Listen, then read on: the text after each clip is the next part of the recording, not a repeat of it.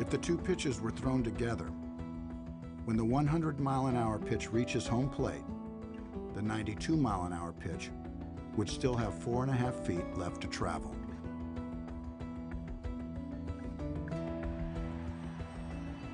When you're throwing 92, you could read the Major League logo on the ball. You can see the seams, you can see all that. But when a guy throwing 100, it looked like a golf ball. Good luck. It's kind of funny to say it, but it's night and day, 92 and 100.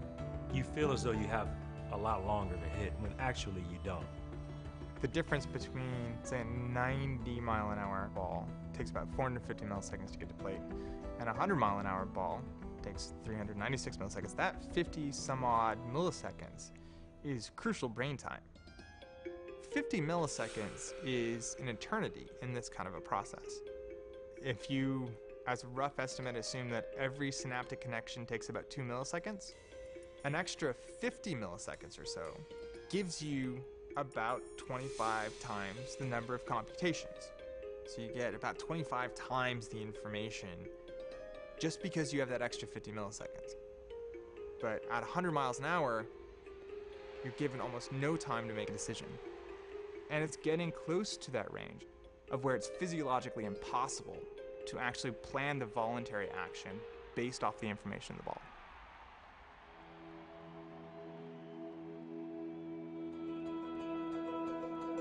When the pitcher's mound was set at precisely 60 feet 6 inches from home plate, the game of baseball was set in perfect balance.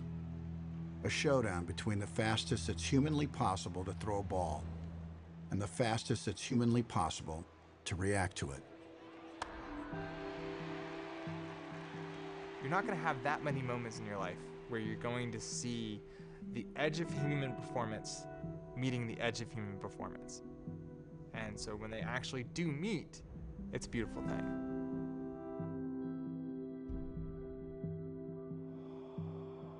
The pitcher is pushing the limits of how fast a ball can go.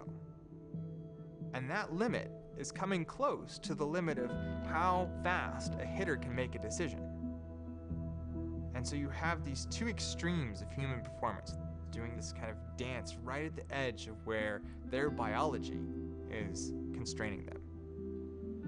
We have these very basic events that are going on, throwing a rock and hitting it with a stick. And it's only when we realize how hard these things are, how precisely balanced batters and pitchers are, that we really come to appreciate the beauty in this and the marvelous way that the game is set up to make this balance fair. The pitcher winds up.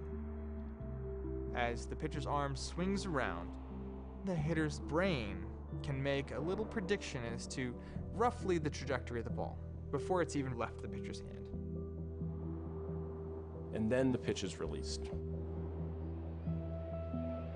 A 100-mile-an-hour fastball reaches the plate in 396 milliseconds, faster than the blink of an eye. Anytime that you blink is by you. That's how hard the fastball is coming to you if it's 100 miles an hour. If you blink, by you. Unlike any other sport, the game comes down to what a person can do in less time than it takes to say the word fastball. Imagine we start a clock as the pitcher releases the ball. That starts this propagation of computations that happen in the brain that try to localize where the ball is in space and where it's going. It tries to predict the ball's trajectory. The ball is moving too fast for you to be able to track it with your eyes moment to moment. Your eye is rushing ahead to the point where you expect to see the ball. You don't know exactly where it's going to be, but you're making your best guess. And you have a couple hundred milliseconds at best to pick the next position where you're going to put your eyes. So right at midway, you get one glance at the ball. That's your decision point. You better be planning your swing now if you're going to hope to hit the ball. If you're used to seeing a ball moving at a certain speed, let's say 90 miles an hour is your average experience of seeing balls, that prediction is going to put you where the ball would be if it's traveling at that assumed speed. You move your eyes to right where the position of the ball should be for a 90-mile-an-hour fastball. But lo and behold, this pitcher has some extra gas, and they pitched it at 103 miles an hour. It left the pitcher's hand, you look where it should be, it isn't there, and from your perspective, it's almost as if it disappeared. Poof, it's gone. When the ball got to 50 feet, it disappeared. It was almost like a jet taking off all of a sudden, whoom! You can lose a baseball between the pitcher's hand and it getting on you. Your brain tells you to swing. You knew you were going to make contact. And then you swing and miss, and your brain goes, why'd you miss? If we think about the